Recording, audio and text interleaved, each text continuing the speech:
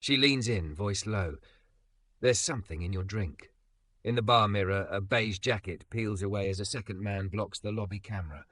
Security turns the corner. The service corridor door is still swinging and the glass is still sweating. Before we dive in, make sure to hit subscribe, tap like and share this video. The more voices we reach, the louder these stories become. And drop your city in the comments. Let's see where love finds us. The hotel bar thrummed with a low, velvet hush, the kind of sound that swallows secrets and sells them back as cocktails. Amari sat at the corner, close to the fern and the soft wash of amber light, nursing a glass of ginger ale that looked like whiskey because he didn't drink anymore. He'd come straight from a pitch that had burned him alive and left him smiling anyway. The investor had nodded, asked follow-ups, and then checked his watch. It was his mother's birthday tomorrow. He had planned to call her from the lobby's quieter room. He just needed a minute to let the heat leak out of his chest. That's when he felt the quiet tap on his shoulder, a nail short, careful, like someone who didn't want to startle him. He turned and nearly forgot the air in his lungs. She was the kind of beautiful that made the room's mirrors nervous. Thick and curvy, a dress that hugged the truth without apologizing for it, dark blonde hair in a loose sweep that showed a milk-pale neck, freckles balanced across the bridge of her nose like a constellation she'd decided to keep. Her eyes were blue but not cold, more like a storm you could smell before you saw it. "There's something in your drink," she said. 5 words, no tremor. He would replay that tone for weeks, the way it held him steady and pulled him towards shore. Amari looked down, slow. The glass sweated on a cardboard coaster. The lemon disc was too bright. Nothing floated, nothing clouded. It was just ginger ale pretending to be stronger, same as him. "I ordered this 2 minutes ago," he said, trying to smile. It came out as a line he couldn't untie. She kept her voice low. "I know. I watched a guy touch it when the bartender turned." He scanned the mirror behind the bar. Couples, a lone tourist chewing his straw. 2 men in fitted suits near the stairwell. "Which guy?" "Tall, beige jacket, dark hair." He stepped up, looked like he was checking his phone and his hand. Her throat closed. She swallowed. "I've seen that exact motion before." The way she said seen sounded like scar tissue. "Are you sure?" he asked, carefully. He didn't want to doubt her. He wanted to not be the kind of man who thought a woman's fear needed his verification. He also didn't want to blow up a quiet bar on a misunderstanding. Her mouth tightened. "I know what I saw." He put a hand on the rim, ready to push the glass away. "What's your name?" "Scarlett." She lifted her chin, almost defensive, like she expected him to roll his eyes at the kind of name that smells like perfume ads. "I'm not trying to be dramatic. You just saved me from a really bad night," he said, and slid the glass toward the sink well, away from reach. His heart was doing jump rope in his chest. "I'm Amari." She nodded once, quick, relief flashing across her face so fast he almost missed how heavy it had been before. "Okay, good. Would you mind if we told the bartender? Maybe asked to look at the cameras?" He exhaled. "Yeah, let's." The bartender, a woman with a silver streak through her braid and the deadpan of a saint, listened with her head slightly cocked. Then she pursed her lips and lifted the glass by the base. "We log everything," she said. "Hold on." In the mirror, Amari caught the beige jacket turning away, an angle of dark hair and a jaw that set too hard. Their eyes didn't meet, but the man moved with the stiff elasticity of someone calculating exits. Scarlett watched him in the reflection too, her shoulders squared but shaky at the edges. "You know him?" Amari asked, softer than the music. Scarlett didn't look away. "No, but I know his kind." "What kind is that?" "The kind that tests if the world will look away." The bartender came back with a manager who had the dangerous calm of an ICU nurse. They carried the glass like evidence. "We're reviewing footage," the manager said. "Do you want me to call security now or wait until we confirm?" "Call them," Scarlett said before Amari could. Then, as if catching herself, she glanced at him. "Is that okay?" And he nodded. She breathed out, almost in apology. "I'm sorry if I'm pushing." "Push," Amari said. "Please." They moved to a small table beneath a hanging plant. The air smelled faintly of lemon polish and cashmere coats. Amari realized his hands were shaking and made a fist around the tremor. He hadn't felt this particular mixture since the night he quit drinking. fear braided with certainty, the way you can be terrified and sure at the same time. "Thank you," he said. Scarlett blinked fast, then looked down at her hands. She had strong fingers, practical, a tiny scar by the right thumb. "My sister," she said. 2 words, a hinge opening. It happened to her in college, bathroom line. A stranger noticed, she didn't. The nurse said the timing saved her. I promised myself if I ever saw that motion again, She pressed her lips together. I couldn't live with myself if I pretended I hadn't. Amari's throat went tight. "Is she okay now?" "She's okay." The word wobbled, then landed. "She has a little boy who wants to name everything dinosaur, but the first month's after." Scarlett looked up, eyes bright and furious. Silence did most of the damage. People's silence. He understood the way a room can conspire to be quiet, how shame grows in the dark like mould. He reached for a napkin so he didn't reach for her hand. "I'm sorry," he said, because there was nothing else you could say to a history. Security arrived. The manager showed them a tablet with choppy, all-seeing eyes. There, in washed-out colour, a tall man in a beige jacket hovered, phone in one palm like a hall pass, the other hand grazing the rim of Amari's glass with a tiny twist of movement that didn't belong to picking lint or straightening a lemon. The room sharpened. "Sir," one of the guards said quietly, "he's still on the mezzanine stairs." Scarlett's jaw set. Amari had an instant of wanting to take her somewhere nobody could ever touch her or her sister's memory again. He stood and the guard lifted a hand. "We'll handle it. You two stay here."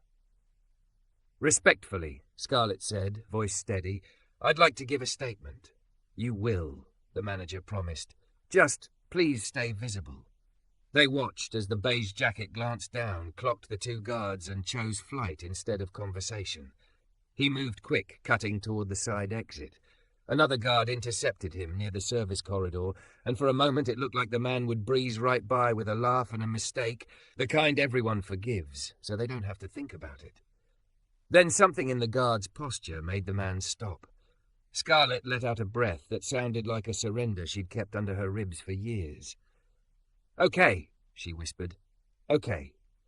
When it was over, when the man was escorted to a back office and a police officer with a notebook and a patient mouth appeared, Amari realized he had been holding Scarlett's gaze like a lifeline. He smiled. This time it reached his eyes. "Let me get you water," he said. "I'll get it," the bartender cut in, setting down 2 glasses with a compassionate clink. "On the house." To Scarlett she added, "You did good." Colour touched Scarlett's cheeks. She looked suddenly very young and very tired, like courage had a cost she was paying in real time. "I didn't do anything heroic," she said. "You did the one thing most people don't," the bartender said. "You paid attention." The officer took their statements gently, as if they were splints. Scarlett told the story clean and spare. She didn't dramatize. She didn't apologize. Amari described his arrival, the ginger ale, the 5 words that had landed like a hand to the chest. When they were done, the officer thanked them and said the words toxicology and attempted and we'll be in touch in a way that didn't make Amari feel like a fool for not noticing his own danger. The bar's music crept back. Glasses murmured again. The world had the audacity to continue. "Do you live nearby?" Amari asked, immediately worrying she'd hear the subtext. "Let me make sure you get home safe," and misread it. "I mean, if you parked, I can walk you to." "I took a rideshare," she said. "I was meeting no one. I almost didn't come in." She smiled, brief and crooked. "I passed the doors twice, thinking my dress was too much and my day was not enough." "It was enough," he said, a little rough. "You were enough." Something tender and startled crossed her face, like a bird putting one foot down on a branch it isn't sure will hold. "What about you? Do you live in the city?" "On the south side," he said. 15 minutes if the light's like me. I should call my mom." He rubbed his thumb along the glass. "She hates the thought of me spending my birthday eve in bars." "Is it your birthday?" Scarlett's smile deepened, softened. "Then I'm doubly glad I stuck my nose in." He laughed, surprised at how clean it felt. "Me too." They stood at the same time, as if obeying a quiet cue. The officer had given them each a card. The manager offered to comp a dessert for the heart rate, which they both declined because their hands couldn't agree to hold forks. The world beyond the revolving doors glittered. A light rain had started, misting the pavement into a mirror. "Would you?" Amari began. "Yes," she said. "Sorry, I didn't let you finish." He tried again, gentler. "Would you like to step into the lobby for a minute? It's quieter there. I'll call my mom. You can order a car where no one can see your screen." Scarlett glanced toward the mezzanine, where the guards had returned to their posts, and the beige jacket was no longer a shape that could take anything from anyone. She blew out a breath that left her a little taller. "Yes, I'd like that." They walked side by side, not touching, sharing the kind of silence that isn't empty. In the glass of the front doors, they were two silhouettes stitched by night. The bellman nodded. A piano somewhere hit 3 notes and paused like a question. On the far wall, a mirror held a smear of motion, someone lingering by the gift shop, hands in pockets, gaze darting and then pinning them. Scarlett stiffened. Amari felt it like a static shock. The man wore a cap low over his face, but his stance blared familiarity, a cousin to the beige jacket's careful arrogance. Scarlett's voice slid down to a whisper. "Do you see him?" "I do," Amari said, the calm in his chest dropping anchor. He angled his body so he was between her and the stair without making a show of it. He reached into his pocket, thumbed the officer's card like a talisman, and lifted his other hand, open, easy, to wave down the manager. Scarlett's shoulder brushed his, just barely. The touch said, "I'm here and I'm scared and I won't look away." He nodded, almost imperceptible. "Neither will I." Don't forget to subscribe for more intense cinematic love stories. Your click helps us make the next chapter. They stood in the lobby's hush, shoulders barely touching, both watching the man by the gift shop pretend he had nowhere to be. Amari raised a hand to catch the manager's eye. The man's gaze snapped to their movement, then slid to the rotating doors. The calculation was so naked it made Scarlett's stomach drop.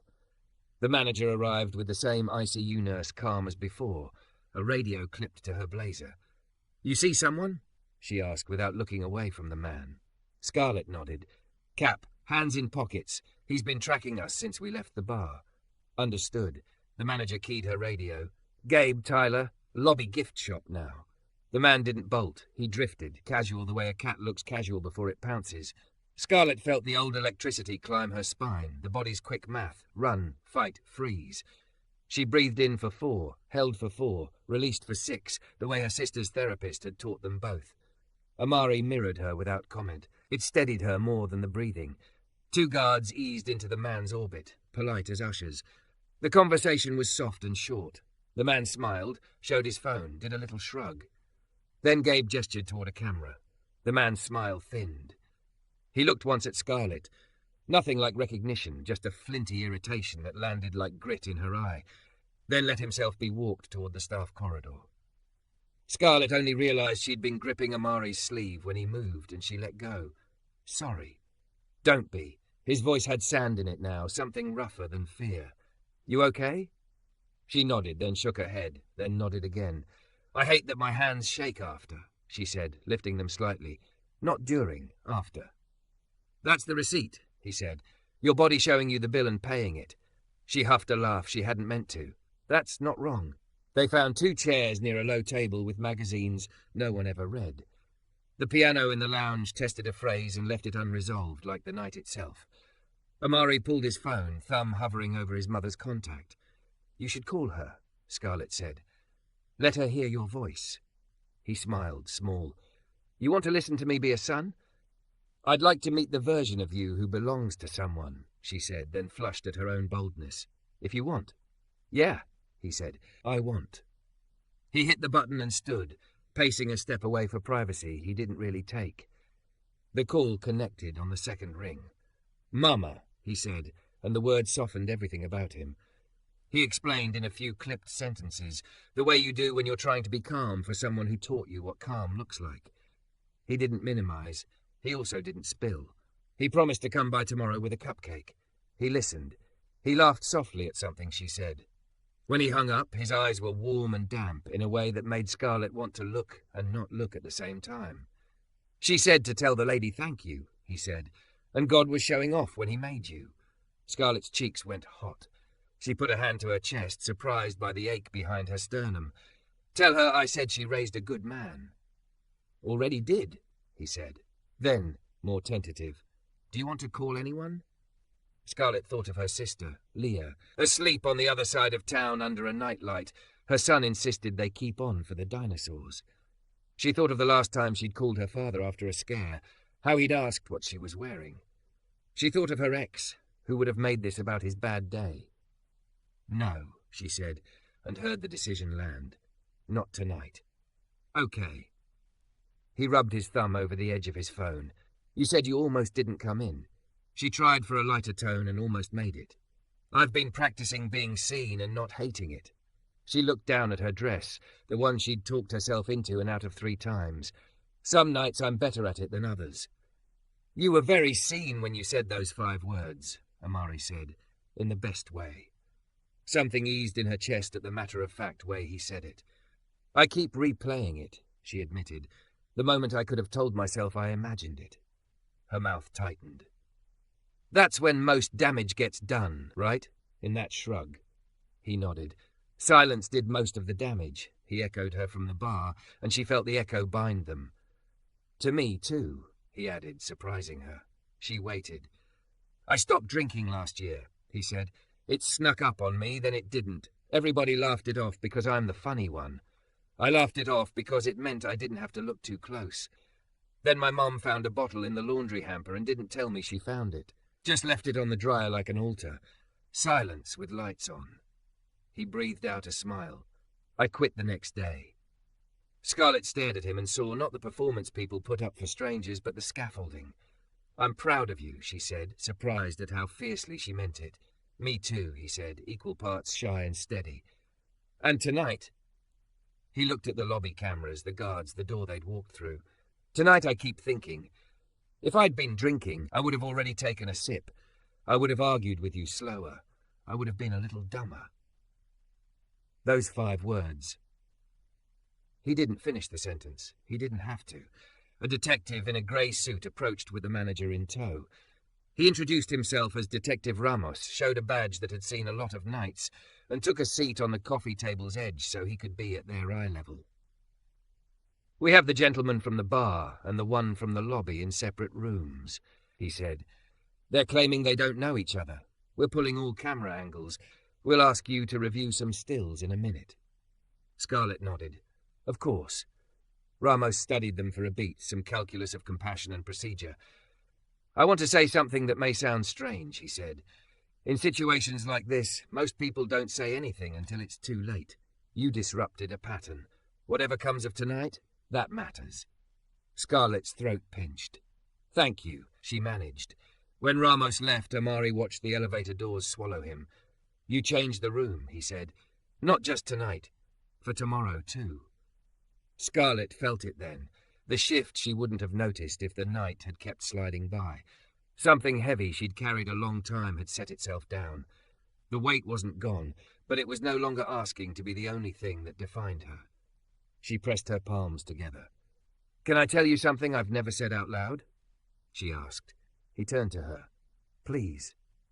"I used to think being curvy was like an apology I owed the world," she said, staring at the geometric rug so she wouldn't flinch at her own words. "As if my body was a disruption I had to manage. I wore big sweaters in July. I made myself small when a room went cold. Leah had a baby, and I watched him just exist. He didn't second-guess the space he needed, and I thought, I'm done pretending my shape is a crime." Amari's expression didn't shift to pity or performance or appetite.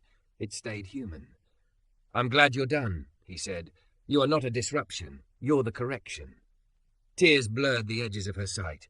She wasn't someone who cried in public. She also wasn't someone who warned men about strangers and kept her voice steady, and here she was, doing both. "You talk like your mom writes fortune cookies," she said, smiling wet. "She does," he deadpanned. "Side hustle." The manager returned with a tablet. "We'll need you for 5 minutes," she said. "Then if you want, we can have our driver take you both where you're going." They stood. On the screen, frame after frame, the beige jacket's hand at the glass, the cap by the gift shop stepping in the way of anyone who might notice, the choreography of predation laid out, banal and chilling. Scarlett identified them both without wavering. She signed a statement. Amari signed his.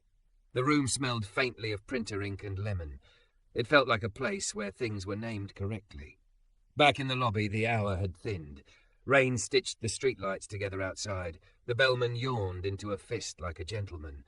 The world felt both exhausted and newly possible. "Can I ask you something that might be too much?" Amari said, hands in his pockets, rocking once on his heels. "You can ask," she said, bracing and curious. "My startup?" He exhaled, the confession already a relief. "I've been building another payments tool because that's what gets funded. But every time I hit a wall, I find myself sketching this other thing on napkins. A bar kit, lids that lock the second a glass leaves the bar, cheap throwaway test strips, training modules, camera triage. Stuff that doesn't make headlines because it saves a catastrophe that didn't get to happen."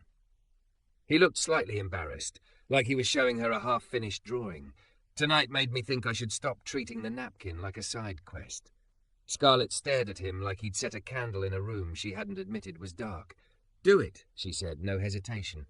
"I will test it, sell it, evangelize it, bully my favourite bartender into ordering it. And I know a nurse who knows half the city's ER managers." "Yeah?" "Yeah." She clasped her hands to keep from grabbing him by the forearms with enthusiasm. "Make the kit." He nodded, a decision settling onto his shoulders like a jacket that finally fit. "Okay, I will." A driver waited by the door, umbrella poised. The manager gestured. "We can drop you both. Separate destinations, of course." Scarlett opened her ride app and hesitated. "Would it be okay if we—" She glanced at Amari.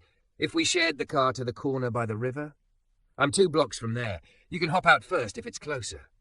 Amari smiled. "We'll share." They slid into the back seat, a small universe of citrus and warm upholstery. City lights flared and smeared across the windows. For a few quiet blocks, neither of them spoke. It wasn't an awkward silence. It felt like the kind you earn.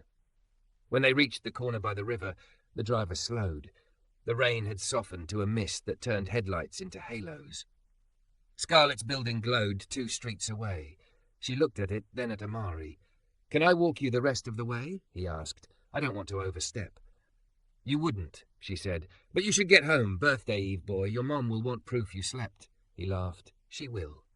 He pulled out his phone, thumbed for a second, then paused.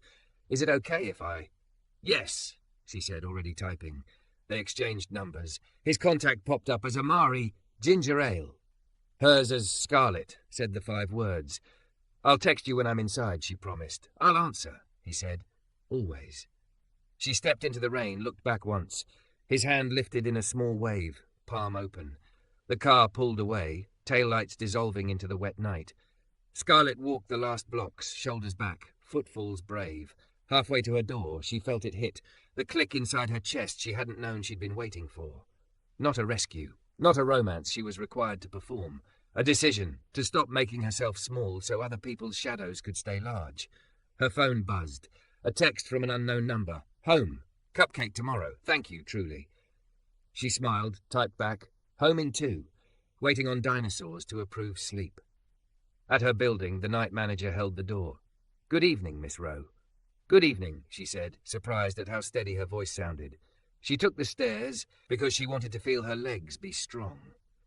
Inside her apartment, she leaned against the door as the deadbolt clicked, that gentle punctuation mark. She caught her reflection in the hall mirror, hair damp, cheeks flushed, dress unapologetic, and she didn't flinch.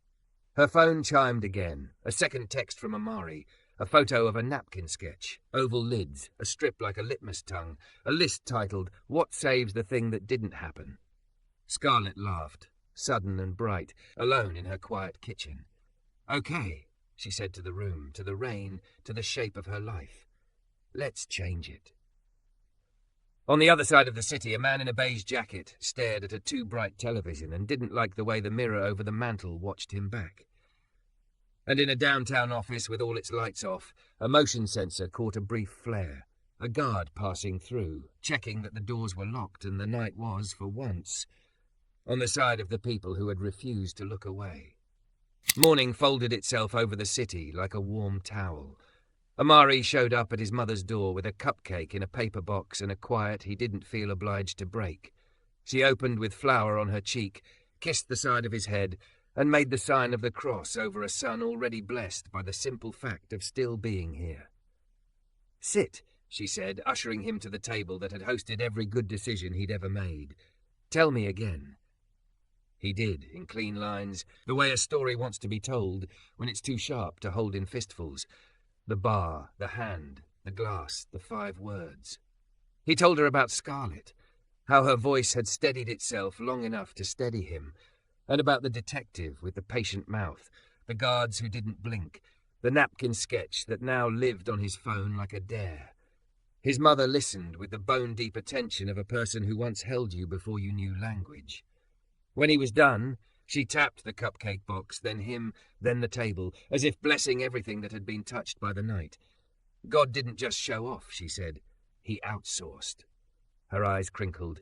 Say thank you by building the thing. I will, he said. The certainty surprised him with its softness. It didn't clatter, it settled. He left after coffee, lungs rinsed, walked 3 blocks to a community makerspace he'd visited once and never joined because it had felt indulgent. He signed up on the spot, learned where the laser cutter lived and how to book time on the 3D printer, and sent 2 emails. One to the hotel manager, asking for a meeting to talk pilot. One to Detective Ramos, requesting an officer's perspective on what bars actually needed, instead of what tech guys liked to sell them. By noon, he had a name that didn't embarrass him. Quiet Room Kit, because the goal was not to be a gadget, but a promise, and a list titled What Saves the Thing That Didn't Happen. He printed it and taped it over his desk. Across town, Scarlett woke to a small fist patting her cheek. Auntie Scar, said a solemn voice, can we call the moon a dinosaur? She opened her eyes to her nephew's serious eyebrows and laughed into her pillow. We can call it whatever you want. Leah was already at the stove, hair in a knot that declared this house survived on coffee and small victories.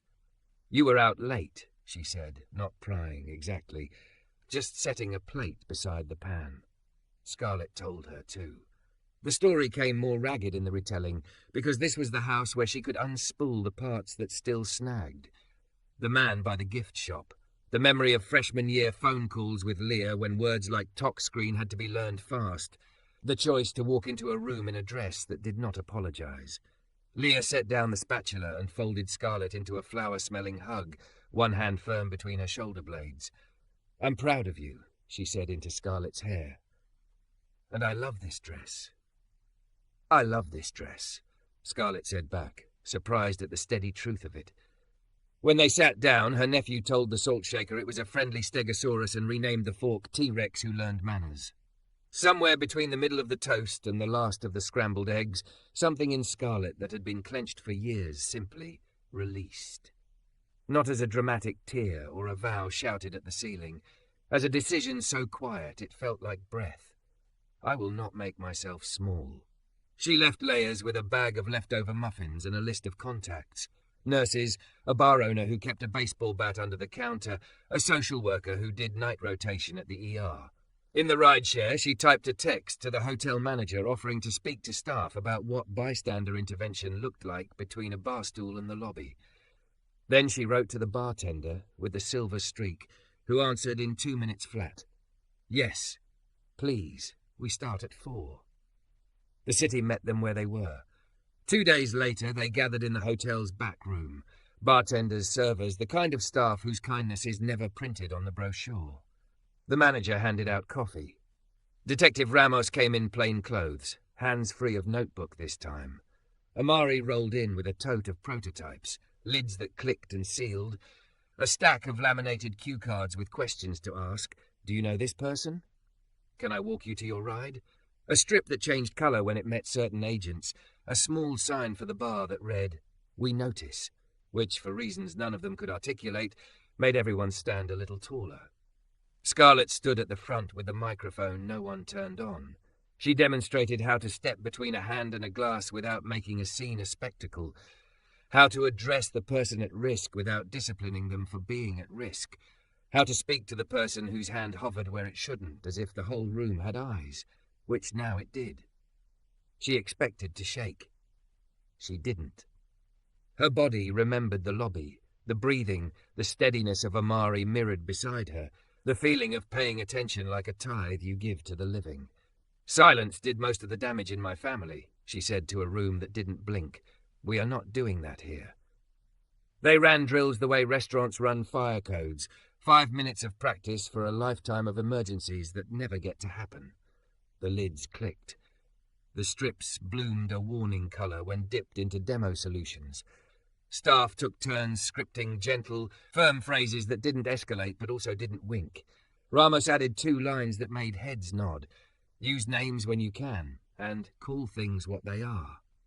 After, the manager leaned her hips against a table and said to Amari, "We'll buy whatever you've got and whatever you'll have next. Put us at the top of your pilot list."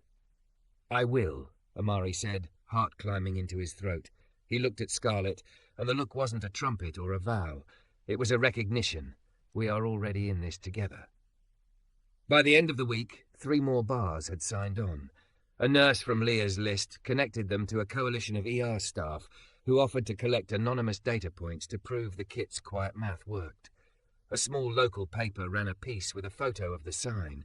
"We notice," cropped so you couldn't tell which bar it was, which made the sign show up in 3 other places by morning. On Friday night, Amari and Scarlett returned to the hotel bar not as prey or witnesses, but as people doing rounds. The air held that lemon polish smell again. The piano hit those 3 notes and then found the 4th. The bartender lifted the quiet room lids like a magician showing empty hands. A couple on their first date laughed too loud.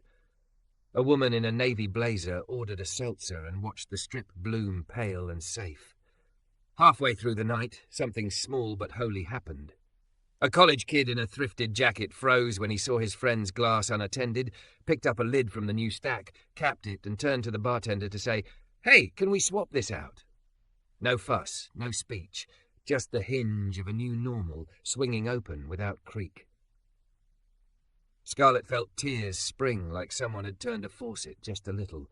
She pressed her knuckle to the corner of her eye and laughed at herself. "Receipt," Amari murmured, bumping her shoulder with his. "Paid in full," she said.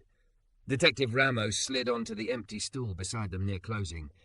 "Toxicology was positive," he said, voice low. "Your glass, Mr. Ginger Ale. We have enough for charges against Beige Jacket. Lobby Cap had a warrant on another case and is not enjoying our accommodations." He looked at the lids and the sign. "You changed this room." "We changed it," Scarlett said, surprising herself with how easily she accepted the we. Ramos left them with a nod. The bartender sent over 2 ginger ales dressed up like champagne. "To the quiet things that worked," she said as she popped imaginary corks. They clinked. The bubbles tasted like relief and resolve.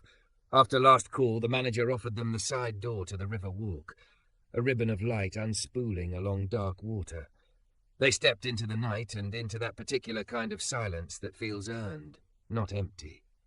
"I can't stop thinking about your list," Scarlett said. "What saves the thing that didn't happen?" "It's the only list that makes me want to keep making lists," Amari said. "The other ones are numbers. This one is names." They walked until the city thinned to the hush of water-licking stone. The rain had washed the air clean. Scarlett tucked her hands into her coat, not to hide them, but to feel the heft of herself. Amari's hand stayed out, open, as if ready to wave down help or hail a future. "My father," she said suddenly, and Amari turned his face to her with that attentive quiet that made you believe in being heard. When Leah told him what happened back then, he asked what she was wearing. "I think I grew a second spine that day, just so I wouldn't fold into a chair and disappear." She inhaled. "I am not calling him tonight, but I am done auditioning for gentleness he only gives to ghosts." Amari didn't offer a fix. He didn't offer fury. He said, "You don't have to be small for me," and it landed like a key in a lock. "You don't have to perform strength for me," she returned. Then, with a small laugh, "But the lids are very strong." "They are," he said gravely. "Industrial strength promises." She stopped walking. He did too.